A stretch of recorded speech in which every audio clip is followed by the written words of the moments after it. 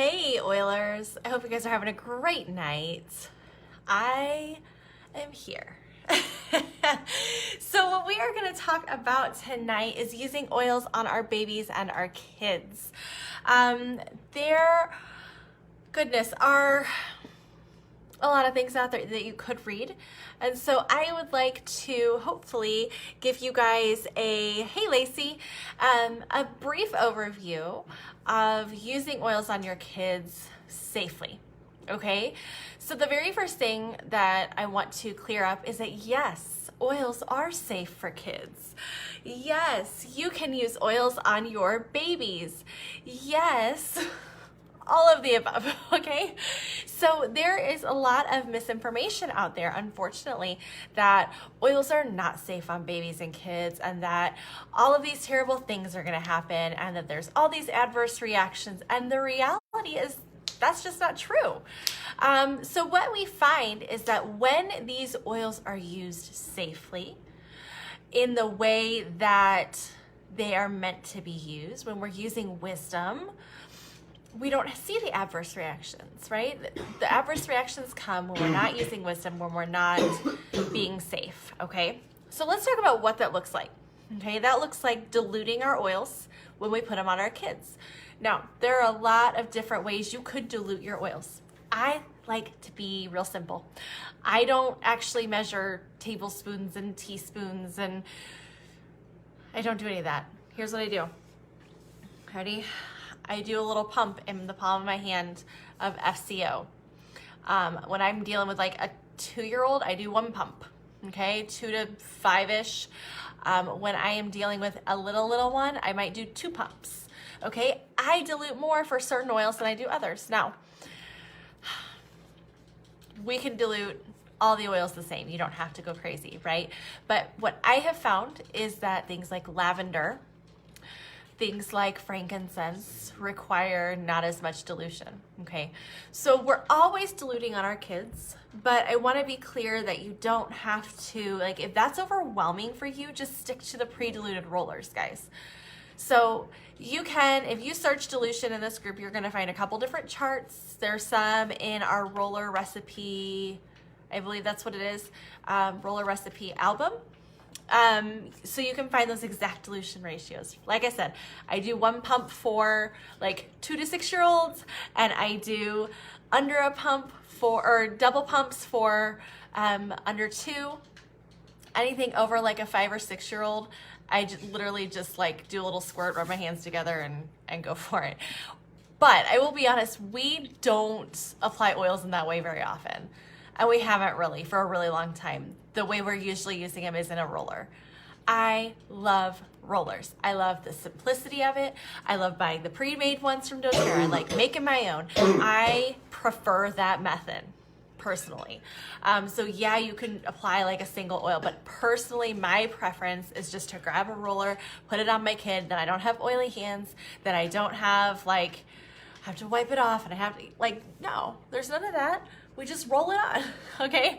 So for me, I totally trust the dilution ratios that those doTERRA rollers are coming in. And I don't have babies anymore, but even when I did, I took those rollers and I put them right on those babies, okay? I didn't feel the need to dilute further. I feel comfortable with that dilution that's in there. And we didn't have any skin sensitivity issues. We didn't have anything like that going on.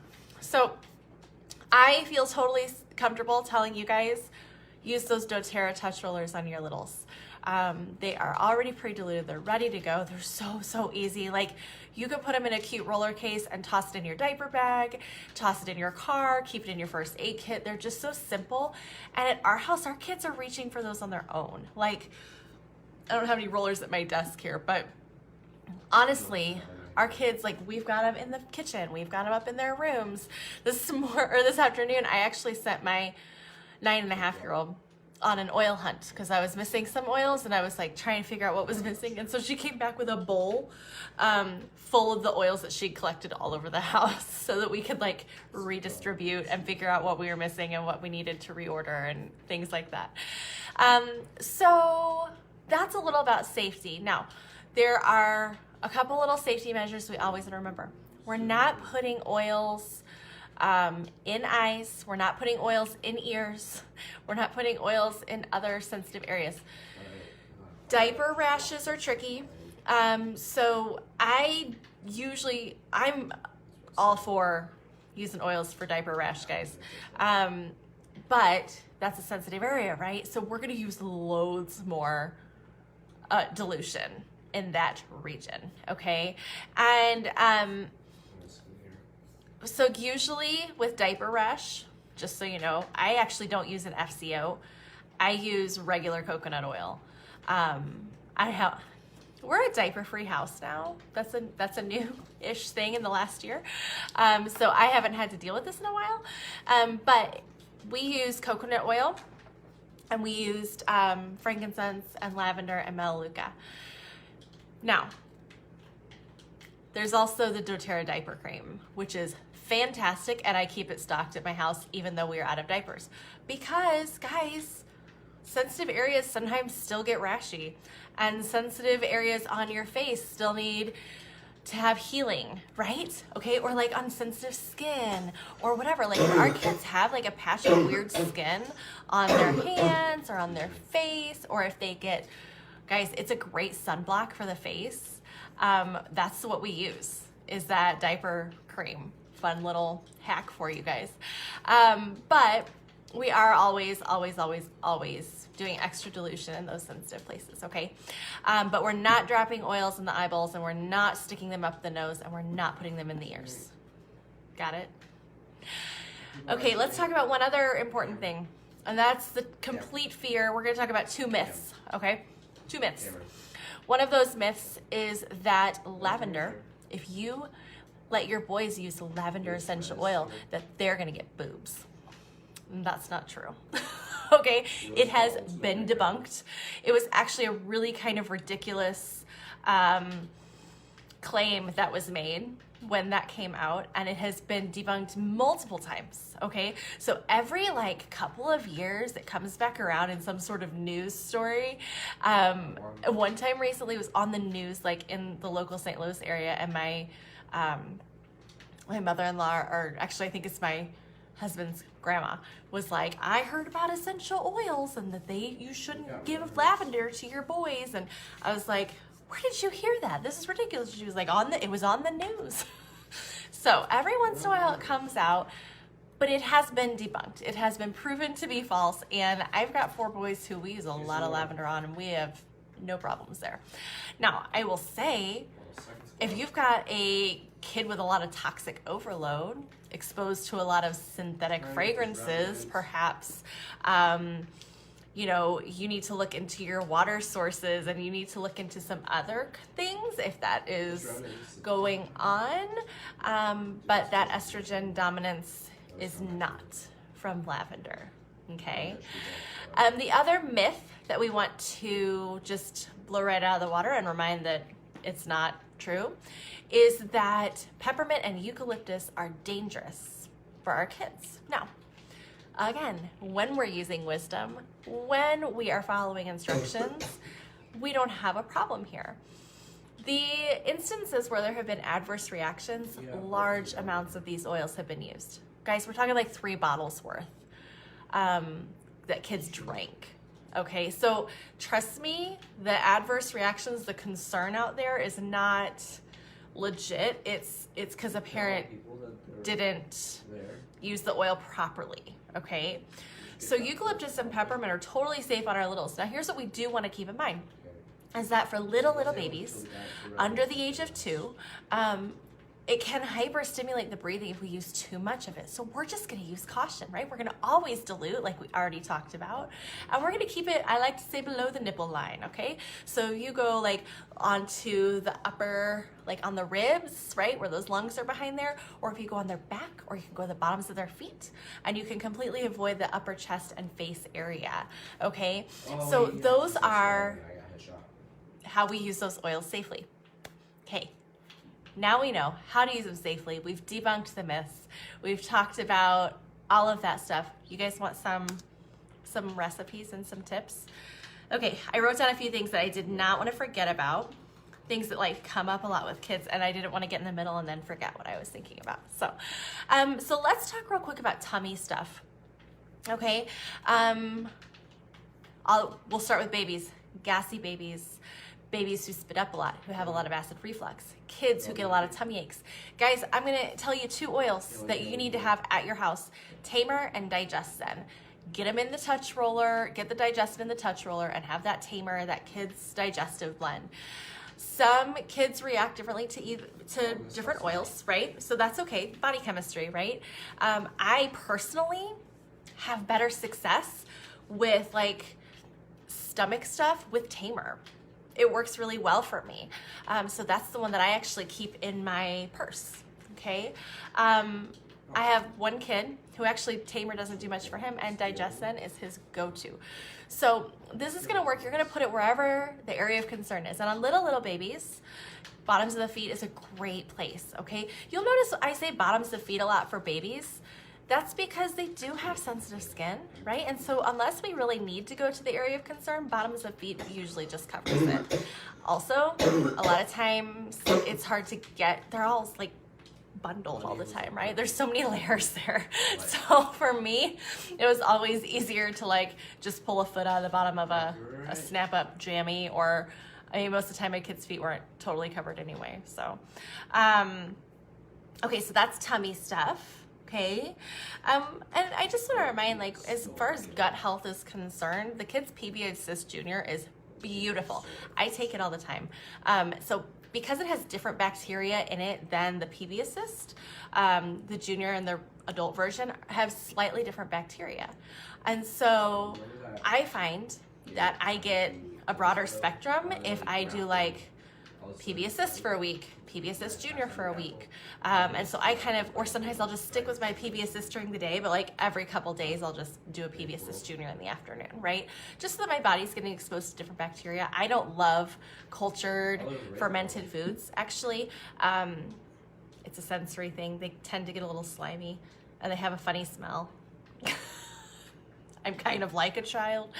So I don't get a lot of that varying bacteria, like yogurt grosses me out. So I need a broader spectrum of bacteria for my, quiet, sorry, teenager over there playing Xbox. You can probably see half of it. I should probably move that. Yeah, okay. So, yeah, so the PB Assist Junior is great. Okay, let's talk about ears, ear infections. Guys, I love oils so much. And this is one of the things that like having oils has saved the day. There are 2 things that we dealt with. That's the word I'm looking for. There are 2 things that we dealt with our kids before we had oils: ear infections and croup, on repeat all the time. Okay, so you can imagine how thrilled I am to not need an antibiotic anymore for those, to not be in the ER with breathing treatments, to not have to be at the doctor's office all winter long. So let's talk about what we use for that. So for croup, you guys have heard me talk about this before, and if you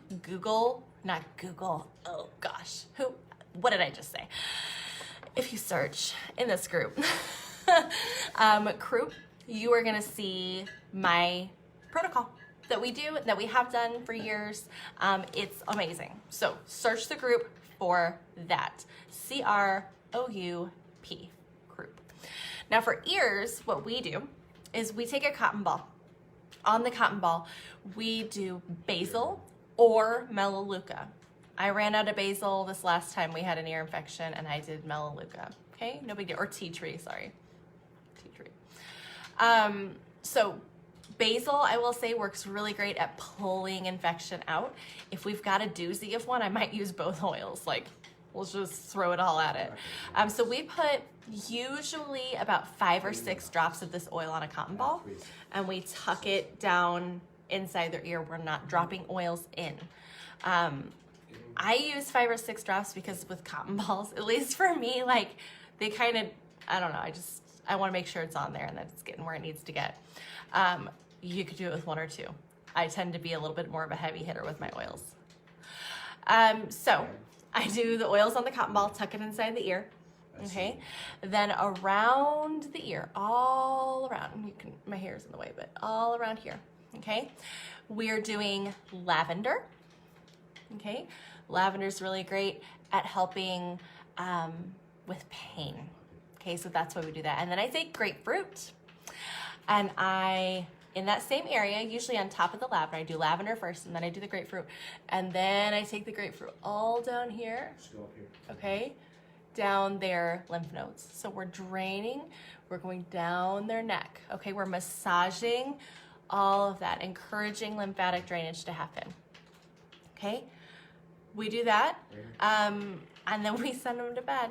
Now, if you have a little one who the cotton balls won't stand, we put either a hat like this or a stretchy headband. Now, I used to do stretchy headbands and it worked great.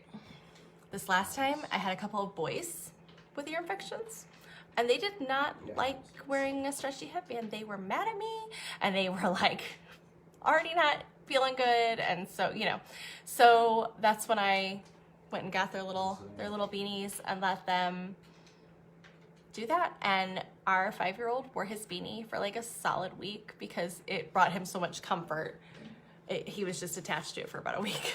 So anyway, that's how we handle it. Now, if it is hanging around more than about 12 hours, I'll be honest, we do the flume, right? Or flute, if you want to call it. The frankincense, lemon, oregano, on guard, and melaleuca or tea tree.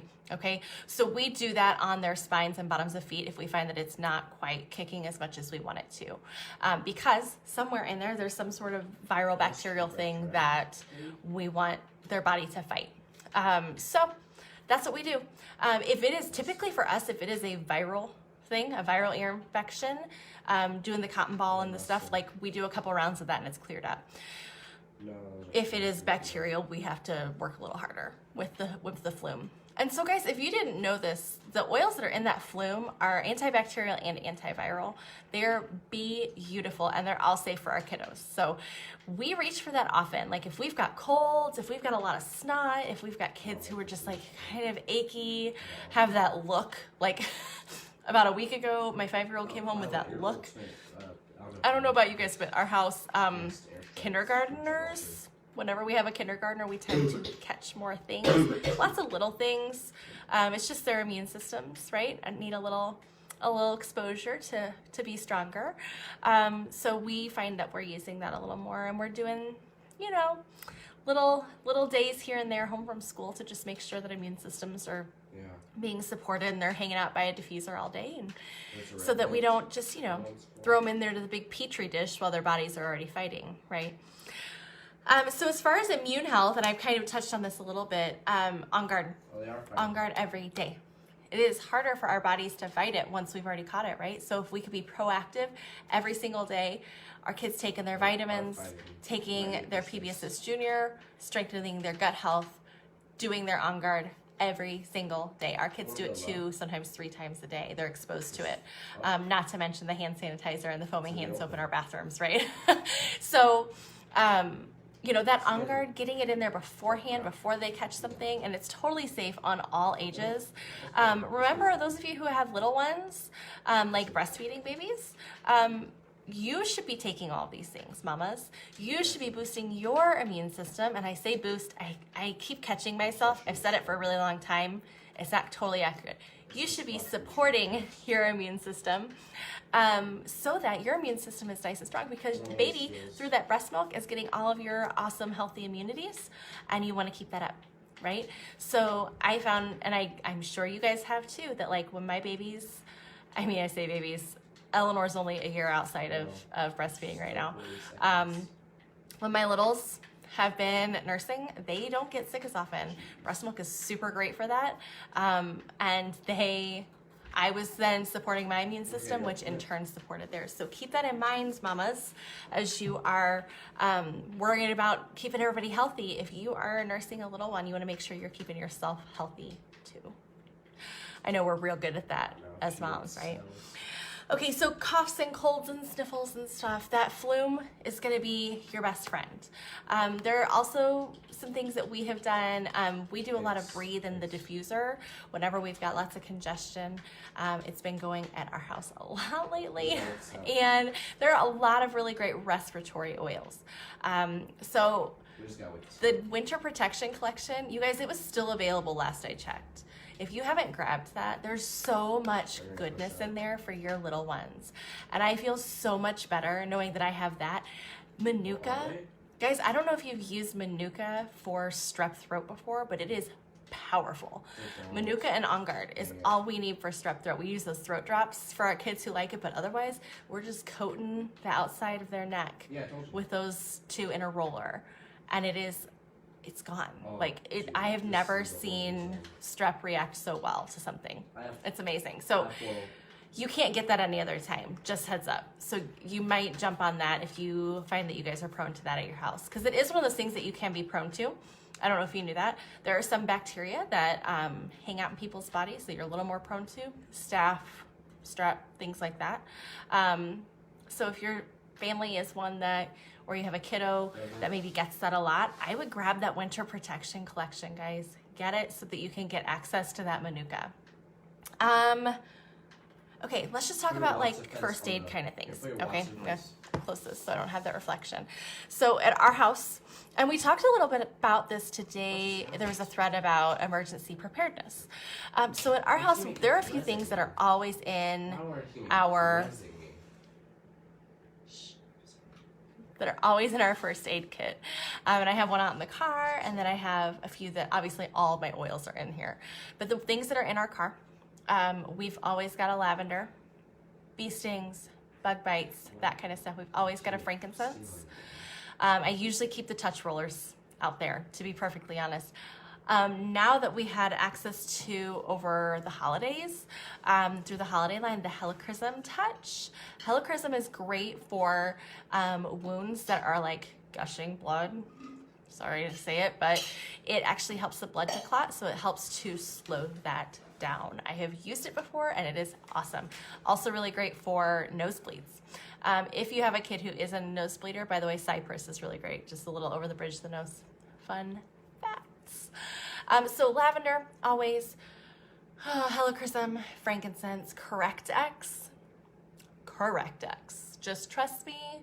It is like natural Neosporin and it is amazing. So it's great like with some Band-Aids if somebody falls and gets a scrape, but also really great for like healing wounds. So we really like Correct-X. I'm trying to think of what else is in our normal first aid. I usually have a breathe roller. If somebody, I've got an allergy roller, like if we're out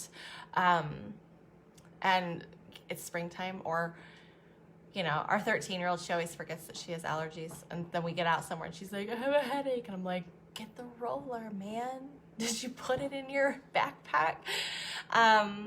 So those are the few things that we have. Digestin.